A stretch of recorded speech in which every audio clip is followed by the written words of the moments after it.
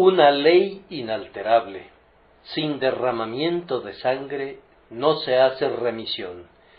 Hebreos 9:22.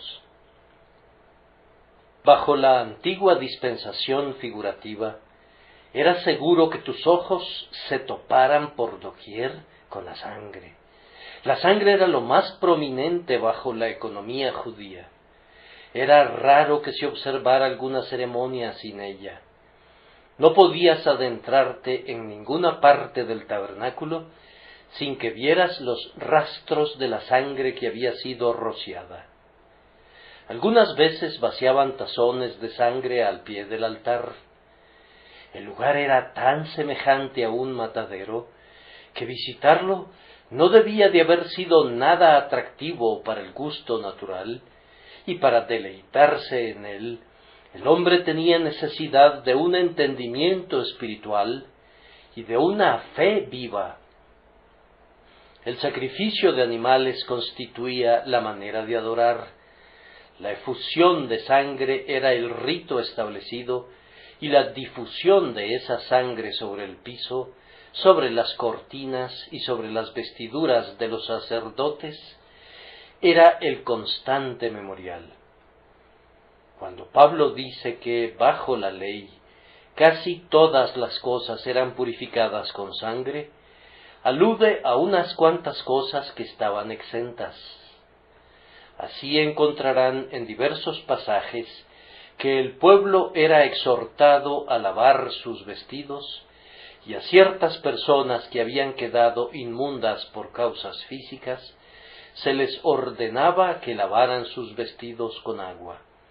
Las ropas que usaban los hombres eran usualmente purificadas con agua. Después de la derrota de los madianitas, que puede ser leída en el libro de Números, el botín que había sido contaminado tuvo que ser purificado antes de que fuera reclamado por los victoriosos israelitas. De acuerdo a la ordenanza de la ley que el Señor mandó a Moisés, algunos de los bienes, tales como indumentaria y artículos confeccionados con pieles y con pelo de cabras, eran purificados con agua, mientras que otros objetos que eran de metales resistentes al fuego, eran purificados con fuego. Con todo, el apóstol se refiere a un hecho literal cuando dice que casi todas las cosas, con la sola excepción de las ropas, eran purificadas con sangre bajo la ley. Luego se refiere a ella como una verdad general bajo la antigua dispensación legal, diciendo que no había nunca ningún perdón de pecado excepto por la sangre. Únicamente en un caso había una aparente excepción, y aún ese caso sirve para demostrar la universalidad de la regla, porque la razón para la excepción está plenamente explicada. El sacrificio por la culpa que es mencionado como una alternativa en el versículo 11 de Levítico 5, podía ser una ofrenda incruenta en casos de extrema pobreza. Si un hombre era demasiado pobre para traer una ofrenda del rebaño, debía traer 2 tórtolas o 2 palominos. Pero si era extremadamente menesteroso incluso para eso, podía ofrecer la 10ª parte de un efa de flor de harina como sacrificio por la culpa, sin aceite ni incienso, la cual era arrojada sobre el fuego. Esa es la única excepción solitaria a través de todos los tipos. En cada lugar, en cada momento y en cada caso en que el pecado tenía que ser quitado, la sangre debía fluir y la vida tenía que ser ofrendada. La única excepción que hemos notado recalca el estatuto que establece que, sin derramamiento de sangre, no se hace remisión. Bajo el Evangelio no hay ninguna excepción, no hay ninguna aislada excepción como la había bajo la ley. No, ni siquiera para los que son extremadamente indigentes. Todos nosotros somos extremadamente menesterosos espiritualmente. Como ninguno de nosotros ha de presentar ya más una ofrenda, ni tampoco disponemos de una, todos tenemos que presentar la ofrenda que ya fue ofrecida, y tenemos que aceptar el sacrificio que Cristo hizo de sí mismo en lugar nuestro. No hay ahora ningún motivo ni base para exentar a ningún hombre ni a ninguna mujer, ni tampoco la habrá jamás, ya sea en este mundo o en el mundo venidero. Sin derramamiento de sangre no se hace remisión. Con gran sencillez, entonces, ya que atañe a nuestra salvación, pido amablemente la atención de cada uno de los presentes a este gran asunto que concierne íntimamente a nuestros intereses eternos. Yo deduzco del texto, primero que nada, el hecho alentador de que existe una remisión, es decir, una remisión de los pecados. Sin derramamiento de sangre no se hace remisión. La sangre ha sido derramada y hay, por tanto, esperanza concerniente a la remisión. A pesar de los severos requerimientos de la ley, la remisión no ha de ser abandonada en absoluta desesperación. La palabra remisión quiere decir saldar deudas.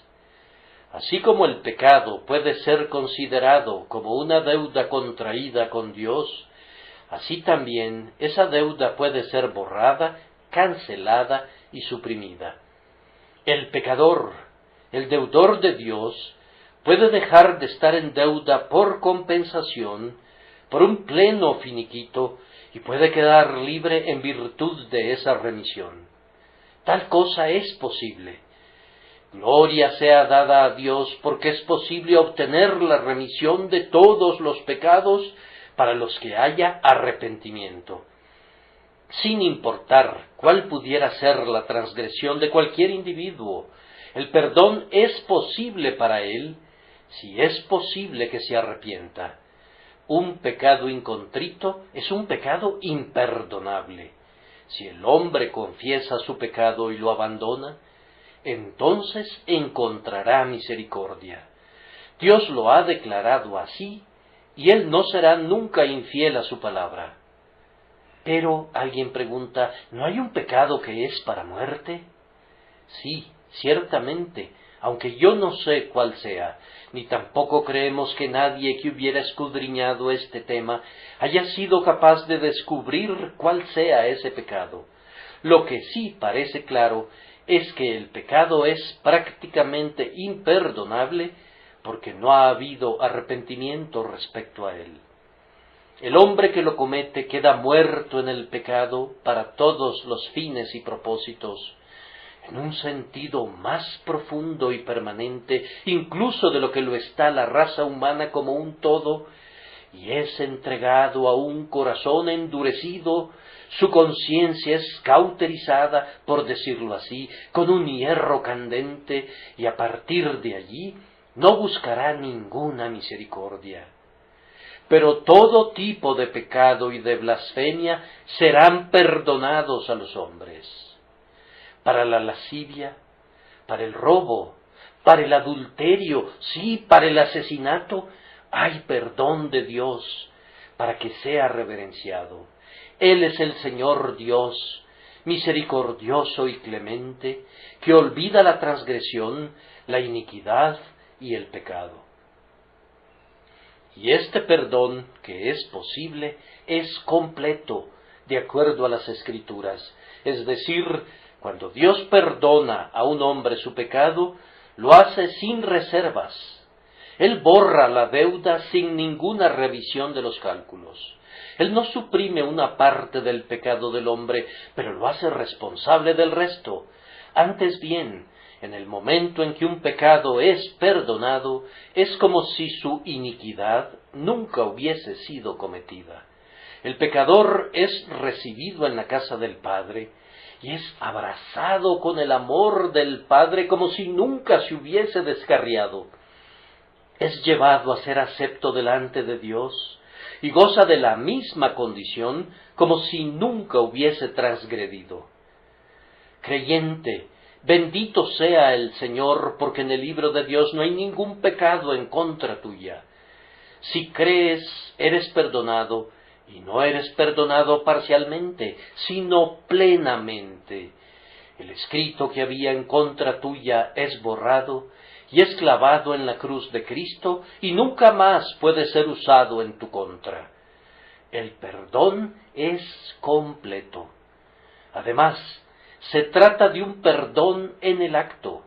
Algunos imaginan, y eso es algo muy menospreciativo para el Evangelio, que no puedes alcanzar el perdón sino hasta que mueras, y tal vez, de alguna manera muy misteriosa entonces, en los últimos instantes, puedas ser absuelto. Pero nosotros les predicamos, en el nombre de Jesús, un perdón inmediato e instantáneo para todas las transgresiones, un perdón otorgado en un instante, en el momento en que un pecador cree en Jesús. No es como si una enfermedad fuera sanada gradualmente y requiriera de meses y de largos años de progreso. Es cierto que la corrupción de nuestra naturaleza es una enfermedad así, y el pecado que mora en nosotros tiene que ser mortificado diariamente y a cada hora. Pero en cuanto a la culpa de nuestras transgresiones delante de Dios y a la deuda incurrida para con su justicia, su remisión no es una cosa progresiva y gradual. El perdón de un pecador es concedido de inmediato. Será dado a cualquiera de ustedes que lo acepte esta noche. Sí, y le será otorgado de tal manera que no lo perderá nunca. Una vez perdonado, serás perdonado para siempre, y no sufrirás ninguna de las consecuencias del pecado. Tú serás absuelto eternamente y sin reservas, de tal manera que cuando los cielos estén ardiendo en llamas, y sea erigido el gran trono blanco, y tenga lugar el juicio final, puedes presentarte con determinación delante del tribunal sin temer ninguna acusación, pues Dios nunca revocará el perdón que Él mismo concede. Voy a agregar un comentario más. El hombre que alcanza este perdón puede darse cuenta de que lo tiene. Si simplemente esperara tenerlo, esa esperanza lucharía a menudo contra el miedo. Si simplemente confiara tenerlo, podrían alarmarlo muchos remordimientos de conciencia. Pero saber que lo tiene es un seguro fundamento de paz para el corazón. Gloria sea dada a Dios porque los privilegios del pacto de gracia no son sólo asuntos de esperanza y de conjetura, sino que son asuntos de fe, de convicción y de seguridad. No consideren una presunción que un hombre crea en la palabra de Dios. Es la propia palabra de Dios la que dice: el que en él cree no es condenado. Si yo creo en Jesucristo, entonces no soy condenado. ¿Qué derecho tengo a pensar que lo soy? Si Dios dice que no soy condenado, sería una presunción de mi parte pensar que soy condenado. No puede ser presunción recibir la palabra de Dios tal como Él me la da. Oh, dice alguien, cuán feliz sería si este fuera mi caso. Has hablado bien, pues bienaventurado aquel cuya transgresión ha sido perdonada y cubierto su pecado. Bienaventurado el hombre a quien Jehová no culpa de iniquidad. Pero, dirá alguien, yo difícilmente pensaría que algo tan grande pudiera ser posible para alguien como yo. Tú razonas a la manera de los hijos de los hombres. Has de saber entonces que como son más altos los cielos que la tierra, así son los caminos de Dios más altos que tus caminos, y sus pensamientos más que tus pensamientos. De ti es errar, de Dios es perdonar. Tú te extravías como un hombre, Pero Dios no perdona como un hombre, Él perdona como un Dios, de tal manera que prorrumpimos en exclamaciones de asombro y cantamos: «¡Qué Dios como tú, que perdona la maldad y olvida el pecado del remanente de su heredad!». Cuando tú haces algo, se trata de alguna pequeña obra adaptada a tus habilidades, pero nuestro Dios hizo los cielos. Cuando tú perdonas, otorgas un perdón adaptado a tu naturaleza y a tus circunstancias. Pero cuando Él perdona, muestra las riquezas de su gracia en una escala mayor de lo que tu mente finita pudiera captar. Él borra en un instante 10,000 pecados del más negro tinte, pecados de una tonalidad infernal, porque se deleita en misericordia y el juicio es su extraña obra. Porque no quiero la muerte del que muere, dice Jehová el Señor. Convertíos, pues, y viviréis. Mi texto me proporciona esta nota gozosa. No hay remisión excepto con sangre, pero como la sangre ha sido derramada, sí hay remisión. Adentrándonos más en el texto, tenemos que insistir ahora en su gran lección, que es: aunque hay perdón de pecado, nunca se concede sin derramamiento de sangre. Esa es una frase arrolladora, pues hay algunos seres en este mundo que confían en su arrepentimiento para el perdón del pecado. Más allá de toda duda, es tu deber arrepentirte de tu pecado. Si has desobedecido a Dios, debes lamentarlo. Dejar de pecar no es sino el deber de la criatura, pues de lo contrario, el pecado no sería la violación de la santa ley de Dios. Pero has de saber que todo el arrepentimiento del mundo no puede borrar el más pequeño pecado. Si sólo un pensamiento pecaminoso atravesara por tu mente y tú te afligieras por él todos los días de tu vida, la mancha de ese pecado no podría ser quitada ni siquiera por la angustia que te provoca. El arrepentimiento es la obra del Espíritu de Dios, y es un don muy precioso, y es un signo de gracia, pero no hay ningún poder expiatorio en el arrepentimiento. En un mar lleno de lágrimas penitenciales no hay ni el poder ni la capacidad para lavar una sola mancha de esta espantosa inmundicia. Sin el derramamiento de sangre no se hace remisión.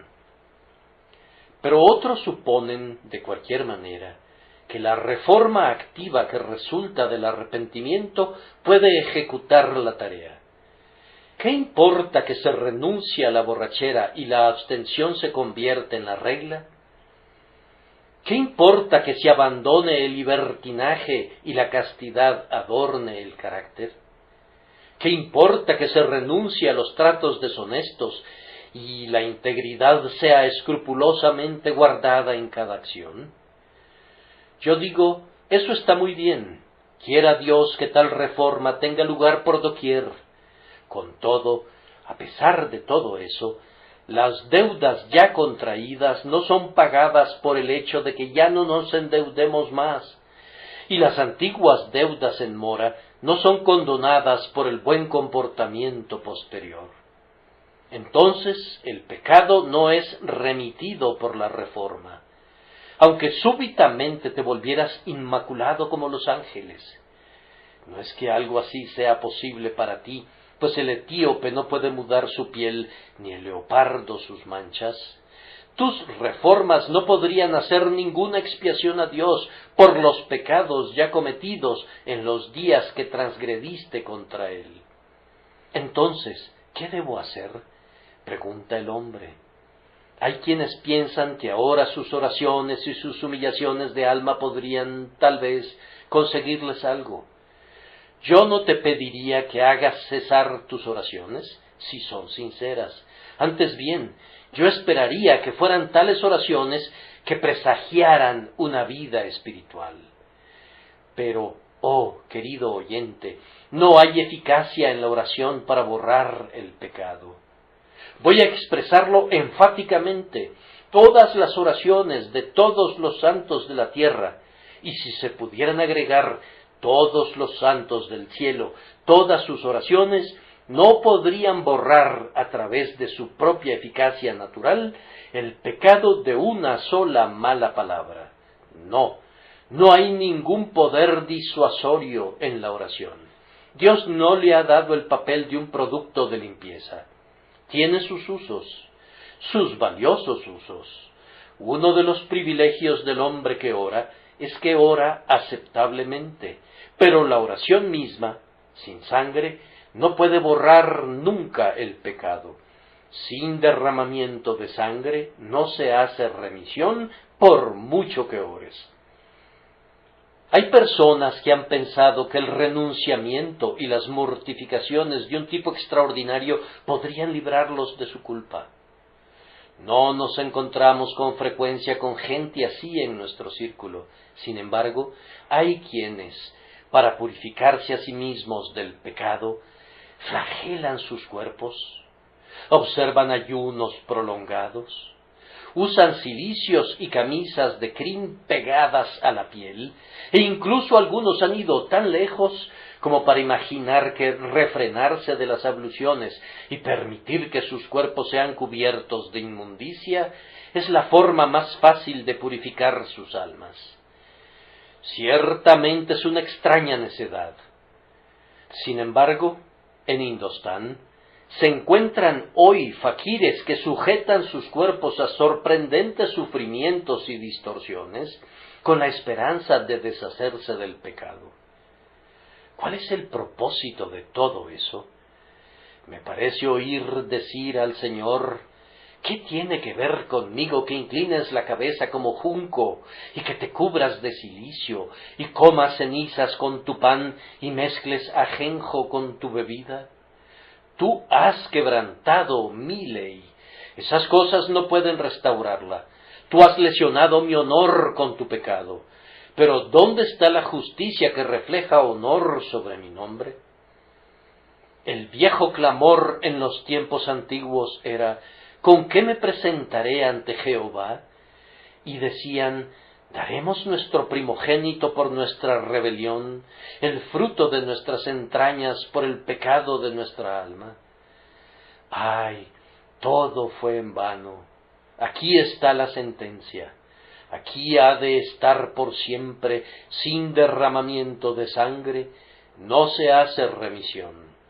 Dios exige la vida como el castigo debido por el pecado, y nada, excepto la vida indicada en el derramamiento de sangre, le satisfará jamás.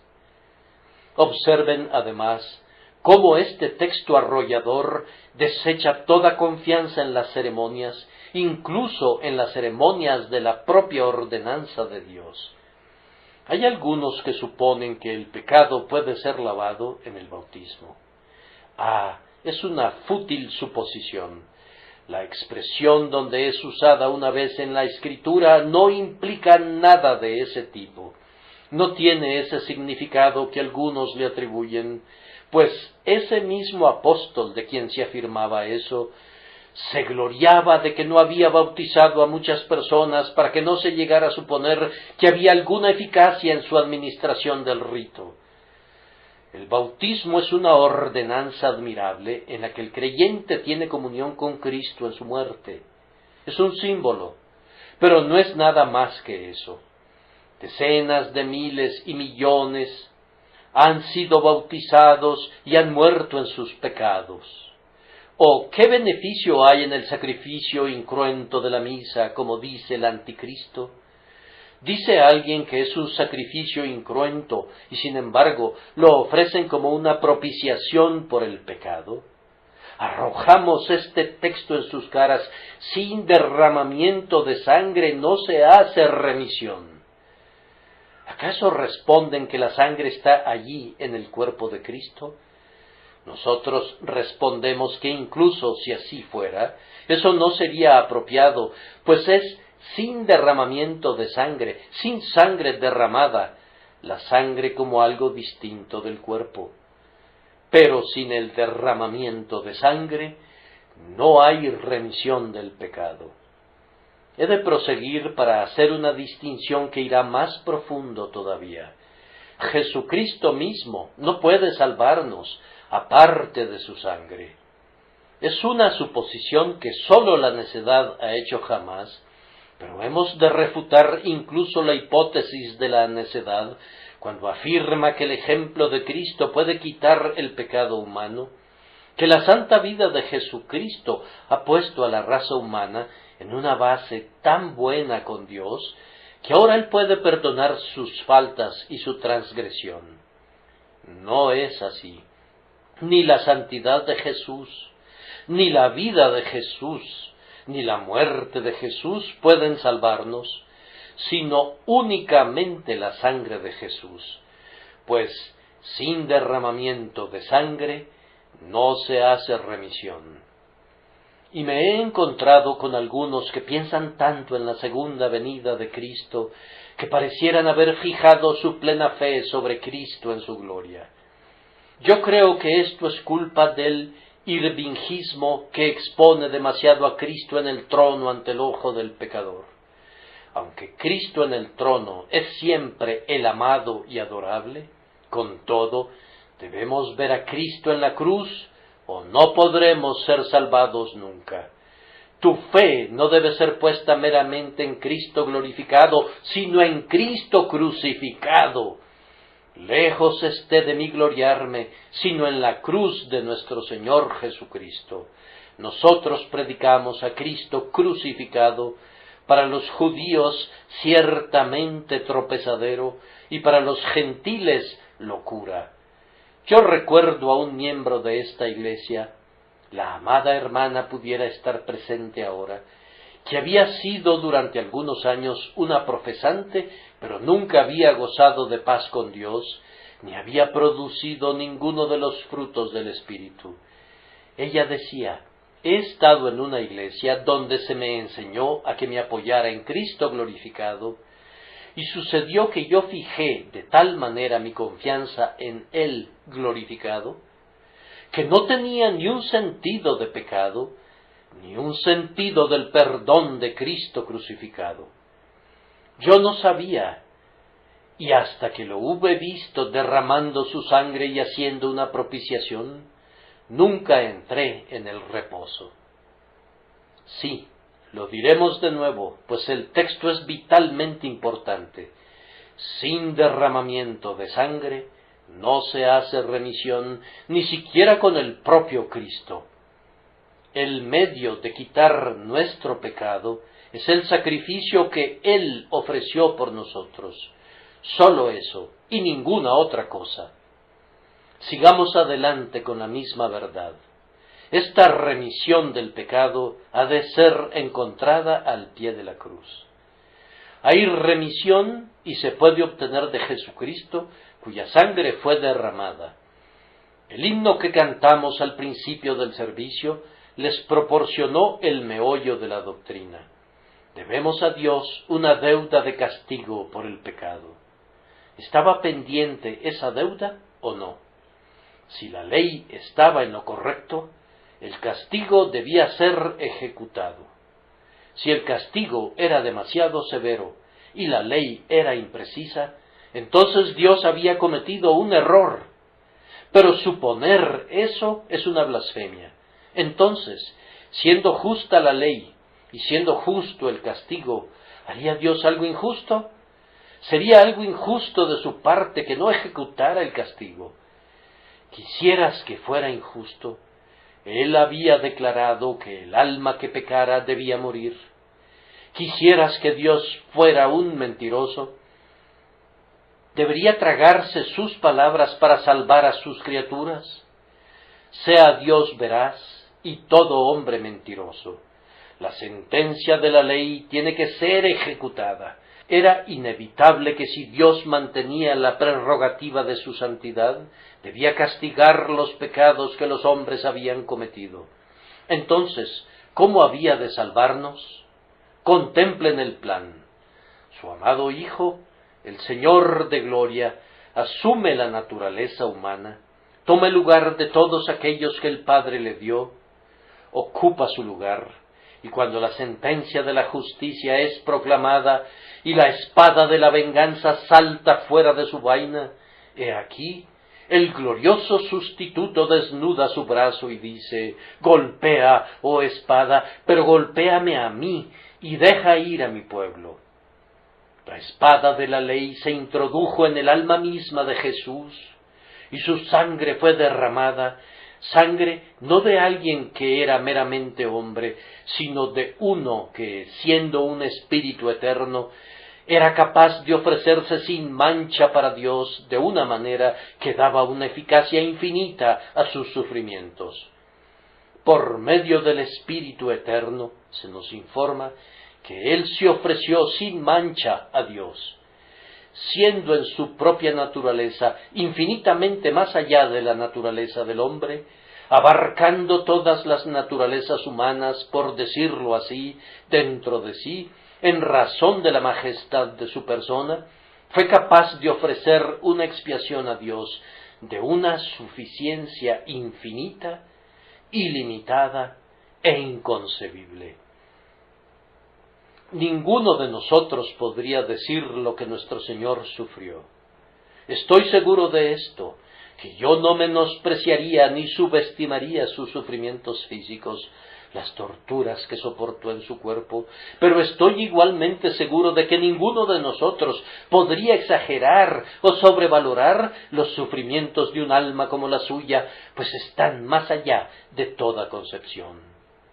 Él era tan puro y tan perfecto, tan exquisitamente sensible y tan inmaculadamente santo, que ser contado entre los transgresores, ser golpeado por su padre, tener que morir, he de decirlo, la muerte de un incircunciso por mano de extranjeros, era la propia esencia de la amargura, la consumación de la angustia.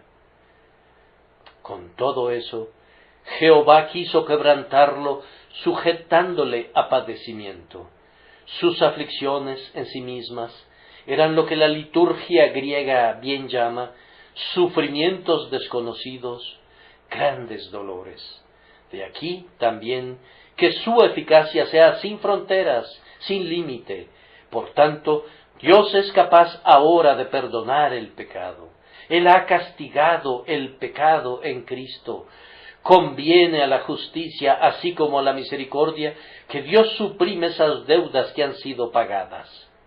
Sería injusto, hablo con reverencia, pero sin embargo con santo arrojo, sería injusto de parte de la majestad infinita culparme de un solo pecado que ya fue cobrado a mi sustituto.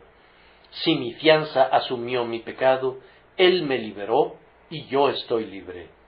¿Quién reavivaría el juicio en contra mía cuando ya he sido condenado en la persona de mi Salvador? ¿Quién me enviaría a las llamas de la gehenna cuando Cristo, mi sustituto, ha sufrido el equivalente del infierno por mí? ¿Quién me acusaría de algo cuando Cristo ha asumido todos mis crímenes, ha respondido por ellos, los ha expiado y ha recibido la señal de la absolución de ellos, puesto que resucitó de los muertos para poder vindicar abiertamente esa justificación a la que por gracia soy llamado y en la que tengo el privilegio de participar? Todo esto es muy simple, está contenido en pocas palabras, pero ¿lo hemos recibido todos? ¿Lo hemos aceptado todos?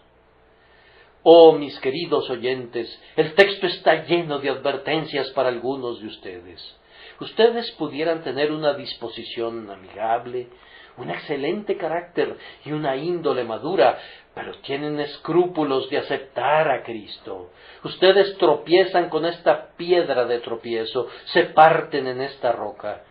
¿Cómo puedo responder a su desventurado caso? No voy a razonar con ustedes. Me abstengo de entrar en ninguna discusión, pero les hago una pregunta. ¿Creen que la Biblia es inspirada por Dios? Miren entonces aquel pasaje que dice: sin derramamiento de sangre no se hace remisión. ¿Qué dicen? ¿No es claro, absoluto, concluyente? Permítanme sacar la conclusión. Si no tienen un interés en el derramamiento de sangre que me he esforzado por describir brevemente, ¿hay alguna remisión para ustedes? ¿Podría haberla? Sus propios pecados están sobre su propia cabeza ahora. De su mano serán demandados en la venida del grandioso juez. Pueden laborar, pueden trabajar arduamente, pueden ser sinceros en sus convicciones y estar tranquilos en su conciencia, o pueden ser sacudidos de un lado a otro por sus escrúpulos. Pero vive el Señor que no hay perdón para ustedes excepto a través de este derramamiento de sangre. ¿Acaso lo rechazan? Sobre su propia cabeza sea el peligro. Dios ha hablado. No puede decirse que la ruina de ustedes está diseñada por Él, cuando el propio remedio para ustedes es revelado por Él. Él te pide que sigas el camino por Él establecido, y si lo rechazas, has de morir. Tu muerte es un suicidio, ya sea deliberado, accidental o por causa de un error de juicio. Tu sangre sea sobre tu cabeza. Estás advertido. Por otro lado, ¿qué consolación tan trascendente nos proporciona el texto? Sin derramamiento de sangre no se hace remisión, pero donde hay un derramamiento hay una remisión. Si tú has venido a Cristo, eres salvo.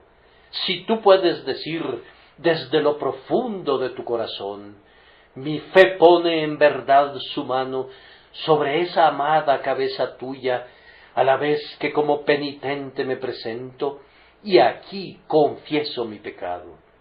Entonces tu pecado ha desaparecido. ¿Dónde está ese joven? ¿Dónde está esa joven? ¿Dónde están esos ansiosos corazones que han estado diciendo, quisiéramos ser perdonados ahora? Oh, miren, miren, miren, miren al Salvador crucificado y son perdonados. Pueden proseguir su camino en tanto que hayan aceptado la expiación de Dios. Hija, ten ánimo, pues tus pecados, que son muchos, te son perdonados. Hijo, regocíjate, pues tus transgresiones son borradas. Mi última palabra será esta. Ustedes que son maestros de otros y tratan de hacer el bien, aférrense firmemente a esta doctrina. Esto ha de ser el frente, el centro, la médula y el tuétano de todo lo que tienen que testificar. Yo lo predico con frecuencia, pero no hay nunca un domingo en el que me retire a mi lecho con tanto contentamiento íntimo como cuando he predicado el sacrificio sustitutivo de Cristo. Entonces siento que si los pecadores se pierden, no tengo nada de su sangre sobre mí. Esta es la doctrina que salva al alma. Aférrense a ella y se habrá nacido de la vida eterna. Si la rechazan, la habrían rechazado para su confusión. O apéguense a esto. Martín Lutero solía decir que cada sermón debería contener la doctrina de la justificación por fe. Cierto, pero ha de contener también la doctrina de la expiación. Lutero dice que no podía meter la doctrina de la justificación por fe en las cabezas de los habitantes de Württemberg y se sentía medio inclinado a llevar el libro al púlpito para arrojarlo en sus cabezas, para lograr que se introdujera allí. Me temo que no habría tenido éxito si lo hubiera hecho, pero ¿cómo trataría yo de martillar una y otra vez sobre este clavo? La vida de la carne en la sangre está, y veré la sangre y pasaré de vosotros. Cristo entrega su vida derramando su sangre. ¿Es esto lo que les proporciona el perdón y la paz a cada uno de ustedes si lo miran a Él? Perdón ahora, perdón completo, perdón para siempre. Aparten la mirada de todas las otras confianzas y descansen en los sufrimientos y en la muerte del Dios encarnado, que ha ido a los cielos y que vive hoy para interceder delante del trono de su Padre, por el mérito de la sangre que derramó en el Calvario por los pecadores. Como los voy a ver a todos ustedes en aquel gran día, cuando el crucificado venga como Rey y Señor de todo, día que se está apresurando con presteza, como yo los voy a ver entonces, les pido que den testimonio de que me he esforzado por decirles con toda sencillez cuál es el camino de la salvación. Y si lo rechazan, háganme el favor de decir que al menos les he proclamado su evangelio en el nombre de Jehová, y que los he exhortado sinceramente a aceptarlo para que sean salvos.